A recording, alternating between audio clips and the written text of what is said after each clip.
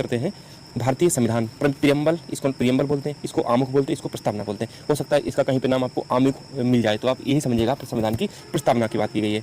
आप कोई बुक लिखी जाती है, कोई किताब लिखी जाती है तो उसका एक परिचय लिखा जाता है, इस किताब में है क्या, इस किताब में है क्या, तो या उसका सार जो लिखा जाता है उसी को आप एक तरीके से प्रस्तावना मान सकते हैं कि प्रस्तावना की जरूरत क्यों पड़ी, प्रस्तावना है क्या। भारत के संविधान को जानना चाहे तो वो भारत के संविधान की प्रस्तावना पढ़ लेगा, ना कि वो पूरा संविधान 395 अनुच्छेद पढ़ेगा, दुनियादारी सब कुछ पढ़ेगा। शॉर्ट में संविधान को एक समझाने का जो छोटा सा पेज एक लिखा गया है, एक लाइन में लिखा गया है, उसे प्रस्तावना कहते हैं। ठीक है, जैसे कोई मैथ की बुक होती है, हिंदी बुक होती है, उसमें बता दिया जाता है कि इस बुक में इस चीज़ के बारे में बताया गया, तो वही होती प्रस्तावना। किसी का परिचय प्रस्तावना कहलाता है, पूरी किताब का सार प्रस्तावना कहलाता है। और सब प्रस्तावना है कि आप देख लें, यह एक परिचयात्मक कथन है। परिचयात्मक मतलब परिचय देता है। यह उन मूलभूत सिद्धांतों, उद्देश्यों को रेखांकित करता है जिन पर संविधान देश का कानून बनाया गया है। बिल्कुल रेखांकित करता है कि हमारे देश के संविधान में है क्या। ये प्रस्तावना आई कहाँ से, इसका जन्म कहाँ से हुआ। पंडित नेहरू द्वारा संविधान सभा में 13 दिसंबर 1946 को उद्देश्य प्रस्ताव प्रस्तुत किया गया था। उद्देश्य प्रस्ताव क्या इसलिए प्रस्तुत किया गया था, हमारा उद्देश्य क्या है। 13 दिसंबर 1946 को जब लगने लगा था कि हमारा देश आज़ादी की तरफ बढ़ रहा है, तो नेहरू ने संविधान सभा में कहा था कि हमें क्या आवश्यकता है हमारे देश के लिए, हमें क्या करना चाहिए। तो उसमें अपने पॉइंट्स लिख के दिए थे और उन्हीं पॉइंट्स को प्रस्तावना कहते हैं। 22 जनवरी 1947 को उद्देश्य प्रस्ताव को संविधान सभा द्वारा स्वीकार कर लिया गया तथा उद्देश्य प्रस्ताव को परिवर्तित करके संविधान की प्रस्तावना या उद्देशिका बनाया गया। पंडित नेहरू ने जो पेश किया था उसी को थोड़ा बहुत चेंजिंग करके बना दिया गया।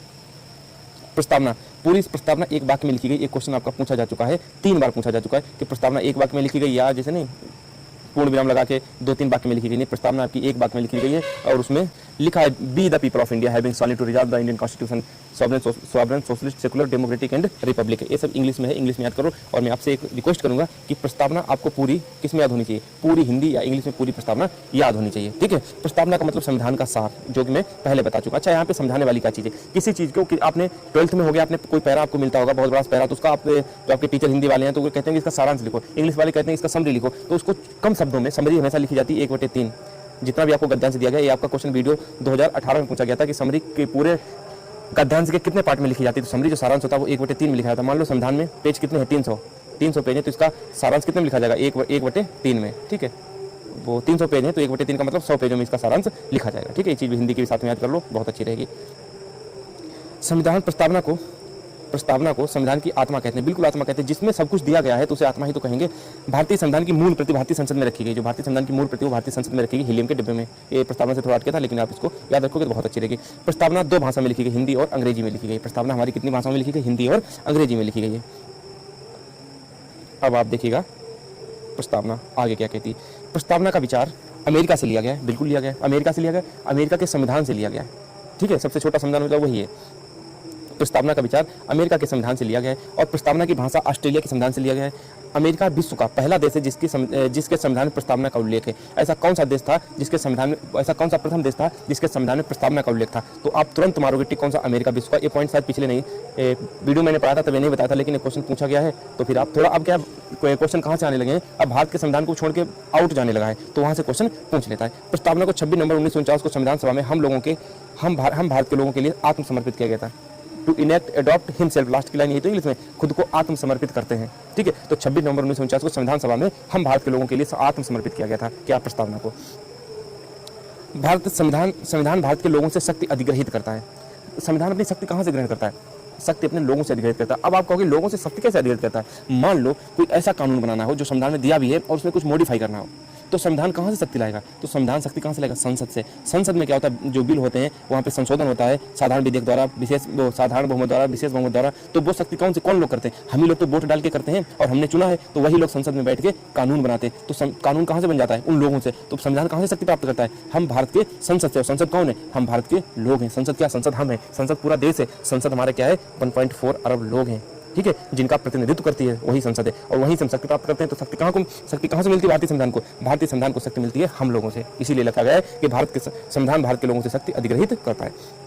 अब देख लीजिए संविधान के प्रमुख शब्द कौन कौन से। संविधान में जो दिया गया संप्रभुता, सॉवरेनिटी जिसे बोलते हैं। किसी निर्णय के लिए अन्य देश पर निर्भर ना हो, वह राज्य संप्रभु राज्य होगा। आप कोई बिल बनाने जा रहे हैं, मान लो आप नकल विहीन कोई कानून बनाने जा रहे हैं, तो आप ये नहीं पूछेंगे अमेरिका से, पाकिस्तान से, क्या हम कानून बना ले या नहीं बना ले। वो कौन होते हैं, आपके मामले में इंटरफेयर करने वाले। तो संप्रभुता, किसी निर्णय के लिए अन्य देश पर निर्भर ना होकर वह राज्य संप्रभु राज्य होगा। अब जैसे पाकिस्तान ने अटैक कर दिया तो हम कहाँ अमेरिका से पूछने नहीं जाएंगे कि हम इसका रिप्लाई करें या नहीं करें, इस पर अटैक करें या नहीं करें। संप्रभु मतलब अपना निर्णय खुद का। जैसे घर में संप्रभु कौन होते हैं? जो मुखिया होता है, आपके पापा होंगे वही संप्रभु होंगे, सॉवरेन होंगे कि हम कुछ भी निर्णय अपने घर के लिए ले सकते हैं। तो वो क्या संप्रभुता हो गई है। ठीक है, संप्रभुता मुझे लगता है आप बेहतर समझ गए होंगे। और संप्रभुता राज्य की परिभाषा के लिए बहुत इंपॉर्टेंट है। राज्य किसी देश को, देश क्या है? देश को राज्य संविधान में किसी देश को राज्य माना गया है। और किसी देश को तब तक देश नहीं माना जाएगा जब तक उसके पास ये 4 तत्व नहीं होंगे। कौन कौन से? एक तो उसके पास जनसंख्या बहुत जरूरी है, बिना जनसंख्या का देश नहीं कहा जा सकता। भारत की जनसंख्या कितनी? 1.4 अरब है। ये भूभाग होना चाहिए 32-87-263 किलोमीटर हमारे प्यारे भारत देश का क्षेत्रफल है। सरकार किसकी है? बीजेपी, जिसे एनडीए बोलते हैं, एनडीए की गवर्नमेंट है। सरकार भी नहीं होगी तो भी उस देश को देश नहीं माना जाएगा। संप्रभुता राज्य की आत्मा कहा जाता है, संप्रभुता। और ये तीनों चीज हो भी जाए, संप्रभुता नहीं है तो उस देश की कोई वैल्यू नहीं है। कोई भी आपके थप्पड़ मार के चला जाए तो आपकी क्या इज्जत है? कोई इज्जत नहीं है। तो ये क्या है? संप्रभुता। एक संप्रभु राज्य के नाते भारत किसी देश की सीमा का अधिग्रहण या अपनी जमीन किसी और देश को दे सकता है। संप्रभु मतलब स्वतंत्र है, जिसे हमें समझौता करना पड़ा किसी भी देश से, कि जैसे बांग्लादेश से हुआ था। तो ऐसा थोड़ी नहीं कि नहीं हम नहीं कर सकते, बिल्कुल कर सकते हैं। संप्रभु में कुछ भी कर सकते हैं। और एक चीज़ और बता रहे हैं यहाँ पे सॉवरेंटी के बारे में। आप सोच रहे होगे कि भारत कॉमनवेल्थ का सदस्य क्यों बना, फिर वहाँ पे सॉवरेंटी नहीं जाती। भाई वहाँ पे सॉवरेंटी नहीं जाती, वहाँ इच्छुक है, मतलब इच्छा अनुसार है। जब चाहे भारत कॉमनवेल्थ का सदस्य रह सकता है, ना मनो ना रहे, कोई उस पर बाध्यता नहीं। भारत यूएनओ का सदस्य है, कोई उस पर बाध्यता नहीं। भारत रहना चाहे तो रहे, नहीं तो आज लात मार के अपने दोनों को चलाए। ठीक है, तो वो संप्रभु राज्य कोई संप्रभुता को वो खंडित नहीं करता है।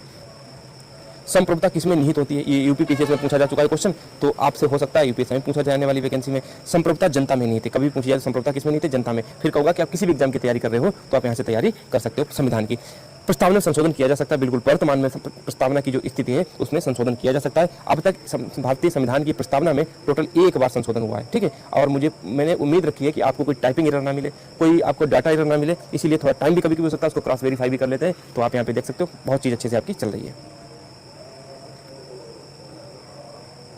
अब आगे देखिएगा। अब एक बार संशोधन हुआ संविधान की प्रस्तावना में, उस संशोधन में क्या जोड़ा गया? आप सोचेंगे संविधान की प्रस्तावना में संशोधन तो करा दिया, लेकिन उसमें जोड़ा क्या गया वो भी देख लीजिएगा। 42वें संशोधन 1976 द्वारा जोड़े गए शब्द। कब संशोधन हुआ था? 42nd अमेंडमेंट एक्ट 1946, जिसे मिनी संविधान संशोधन बोलते हैं। एक तरीके से आधा संविधान, आधा क्या मतलब बहुत कुछ बदल गया, आधा नहीं कह सकते। और उस टाइम में 3 शब्द जोड़े गए थे। क्वेश्चन पूछा जा सकता है कितने शब्द जोड़े गए थे, उनकी संख्या कितनी थी? 3 थी। समाजवादी, जिसे सोशलिस्ट बोलते हैं, पंथनिरपेक्ष जिसे सेकुलर बोलते हैं, और अखंडता, ये 3 शब्द आपके जोड़े गए थे। और समाजवादी है क्या? अब समाजवाद क्या है? यह समाजवाद लोकतांत्रिक समाज